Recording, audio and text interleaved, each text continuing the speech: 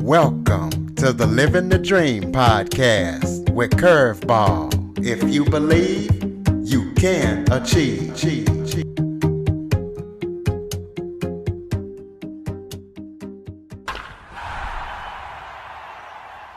Hello and welcome to another episode of Living the Dream with Curveball. I'm your host, Curveball, and today I'm joined by a special guest. He is an app developer. He is the founder of Custom Mobile. So we're going to be talking about how that benefits podcasters and what you can get using his service for as little as $6 a month through Patreon. John Lee. John, thank you so much for joining me today. Thank you so much for having me, Curtis. Why don't you start off by giving a little background about yourself, telling the audience kind of who you are? Well, I live in Pittsburgh. I'm originally from New York City. We moved to Pittsburgh 2 years ago for a new job, but I think we'll be settling in Pittsburgh going forward. It's a beautiful city, and we've fallen in love with it. I do have a day job. I work for a software company out in Virginia, but my side project and side business is custom building apps for content creators. And that's how we connected, you and I, Curtis. Our website is custommobile.app. And I believe we are the only service that makes it affordable and accessible for anyone, whether you're just an independent podcaster to a podcast network or a more professional operation, to build your own custom mobile app, your own branded app, and engage your customers directly. So yeah, I'd love to talk more about it and what the benefits could be for podcasters. Absolutely. Kind of tell us what made you get started into creating these custom apps for content developers. That's a long story, actually. This is just the latest iteration of the business. So I wanted to have my own business for a long time. And I started a couple of years ago, I want to say 3 or 4 years ago, on a completely different track. I wanted to build my own app, my own podcast app that listeners could download, listen to all their normal podcasts, but also engage on social media. So it was going to be a type of social podcast app. That was the initial idea. I spent a lot of money, hired an agency to help me build that. But it took a long time to build. And over that time, I saw many social podcast apps come and go. And it became clear to me that this was probably not going to be a good idea for a business to launch a product like this that I've seen fail again and again over the years. So long story short, I think during COVID, actually, my mind started moving and the idea for the business started to change. And so we landed on the idea of building custom apps for podcasters, I think around the middle of last year, and shifted the business toward that direction. I did see a couple of other companies doing it. They were mainly the biggest podcast hosts. I think Libsyn has a service like this. Maybe one or two other of the big podcast hosting companies. And there were other companies building custom apps, but they were very expensive. And I didn't see how a regular podcaster could afford to have their own app. So we had already built an app. So it was just a matter of finding a way to white label that app and make it easier for others to use it as a template and build a branded app on it.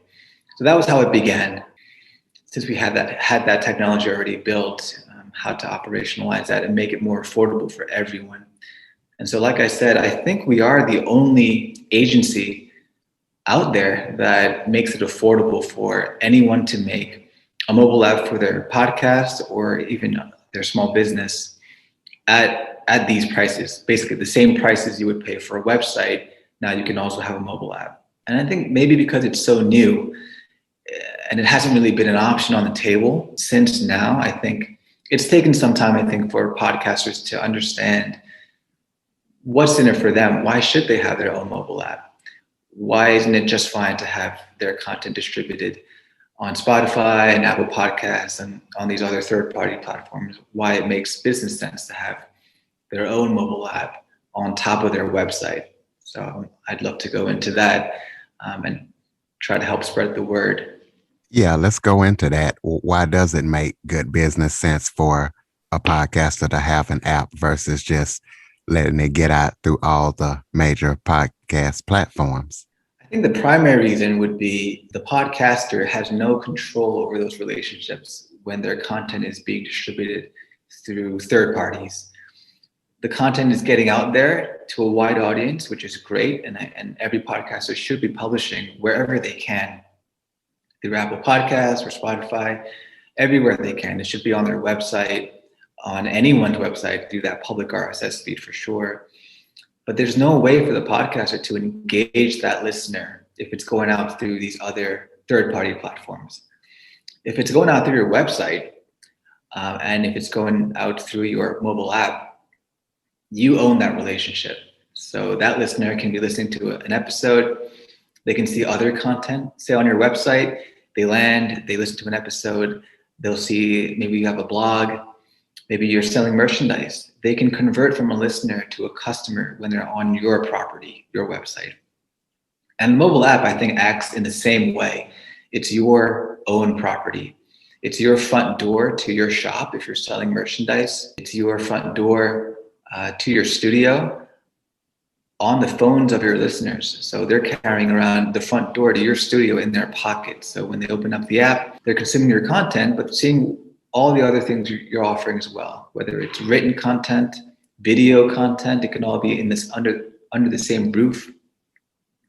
And especially importantly, I think there's the ability there for them to engage with you, the host, and ultimately convert to becoming a supporter or a customer even. They would be able to purchase merchandise or contact you through an email form. They can take a call to action. They can take that extra step after listening to the content to then engaging the host and connecting with the show.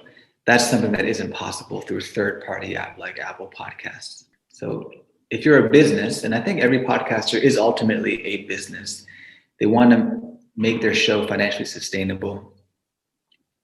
You definitely want a website. That's just table stakes. You want your own home on the web where you're driving listeners to, where you can further engage them and then convert them to customers. But now you can also afford to have a mobile app. So you can be on their phones, in their pockets, put your front door to your studio right in their pockets. So it's another channel that acts like a net and allows you to convert listeners into actual financial supporters or even customers. So explain to people your pricing levels and what they get with each level of pricing, because you got like 3 pricing levels. Right. Yeah, so we wanted it to be accessible. So we do have a hobby level, which is $7 a month. And so that's accessible to everyone. I think if you have a podcast project, that's a level that you can onboard onto. And at that level, we pull in all the content that you offer, not just your podcast, but if you have a YouTube channel as well, and we have a blog, we can pull in all your content under the same roof, your social media accounts. The next level is the business tier, and that includes more monetization features. So if you wanted to sell products, you could do that in the app. You could connect it to a Shopify site. If you already have a Shopify site, you can connect it to the app so you can list your products and your listeners can go through the entire checkout flow right through the app. So that business tier is more for the business-minded podcaster who wants to be selling products or services through the app. And then the final tier is the network tier. That's if you're a podcast network and you have more than one podcast under your umbrella. You get all the features of the business tier, plus the ability to pull in as many RSS feeds as you like, so you can present the entire network of shows in one app and give that listener access to all of your shows in one place. So let's talk about the process that the podcaster would go through if they wanted to get your service. What do they do? Where do they go? How does the process work? And how much control over the process does the podcaster have? Yeah, so Curtis, you just went through this process, so maybe you can help fill in the gaps if I miss any. The first place to go is to our website, just custommobile.app.